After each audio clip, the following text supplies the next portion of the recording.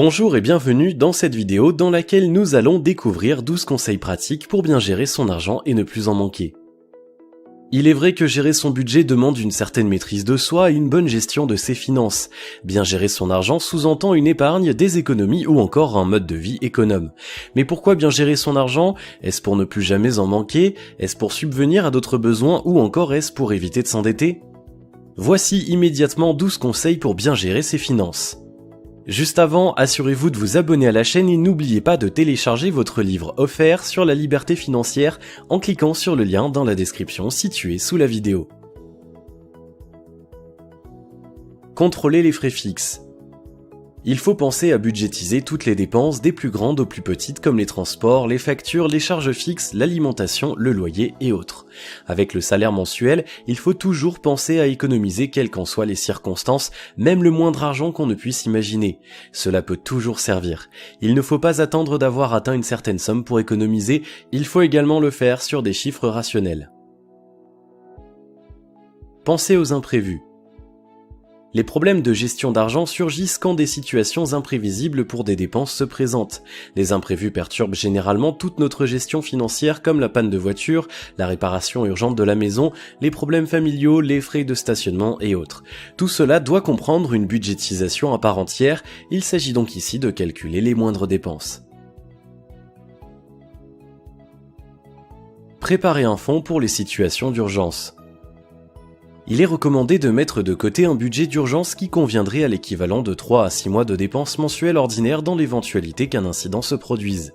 Ce fonds est mis en place pour vous servir dans des situations défavorables comme une perte d'emploi, une invalidité à cause d'un accident de travail, dans le cas où l'on tombe malade. C'est un budget qui vous permet d'assurer votre quotidien au moins pour quelque temps. Cherchez des opportunités pour économiser. Ici, l'astuce est de ne rien payer tant que vous pouvez encore l'obtenir de façon gratuite.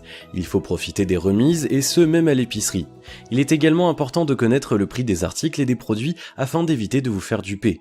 Utilisez des coupons et demandez toujours une tarification spéciale étudiante ou pour les moins de 25 ans. Sinon, il est indiqué de vivre au-dessous de vos moyens et de manière proportionnelle à vos besoins. Payez les factures et les dus, la pire des choses est de fuir ses dettes. Cette manière de vivre salira votre réputation pour des années. La meilleure chose à faire est de payer ses dettes et être réglo envers soi-même. À qui s'acquitte de ses dettes s'enrichit. Évitez autant que possible le surendettement. Avoir à payer ses dettes à très long terme est une source de sortie d'argent. Afin de s'en acquitter, il faut adapter son budget et serrer la ceinture pour pouvoir rembourser ses dettes en temps et en heure. C'est une autre façon de vivre. Établir un budget annuel. Mettre en place un budget annuel, c'est affecter chaque centime et toute dépense à un budget détaillé et précis. Il est vrai que cela demande du temps et beaucoup de précision, mais la planification d'un budget est tout de même essentielle et encore plus si vous aspirez à la richesse. Se faire aider par des aides sociales. Dans le cas où vous n'avez aucune idée de comment faire votre budget ou que vous ne savez pas comment vous allez vous y prendre, les aides sociales se feront une joie de mettre en place votre budget familial. Faire une épargne forcée. En classant l'épargne comme une dépense fixe, il est facile pour vous de faire des économies. Toutefois, l'épargne peut intervenir dans les dépenses variables. Dans cette optique, c'est à vous de voir la somme que vous allez affecter pour votre épargne.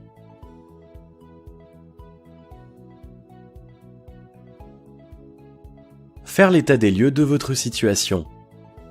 Cela consiste à lister toutes les choses dont vous ne vous êtes jamais servi comme les bibelots, les livres, les vêtements, les DVD, les CD et autres et les proposer en vente sur eBay. Une autre façon de vous délivrer des choses encombrantes est de réaliser des économies. Restez conscient face à ces actes, il s'agit d'éviter tout achat impulsif ou tout achat coup de cœur afin de ne pas se trouver des prétextes. Il ne s'agit pas ici d'une question de privation ni d'austérité, mais de lucidité. Restez lucide et dites-vous bien qu'économiser est plus intéressant que dépenser. Faire preuve de patience. Demandez-vous bien avant chaque achat si c'est vraiment utile ou si c'est juste par simple plaisir. Ainsi, chaque fois que vous êtes tenté de dépenser, faites l'effort de reporter votre achat pour le lendemain. Cela vous permettra d'y réfléchir à 2 fois. Adoptez ces conseils et vous trouverez une certaine stabilité à votre situation financière.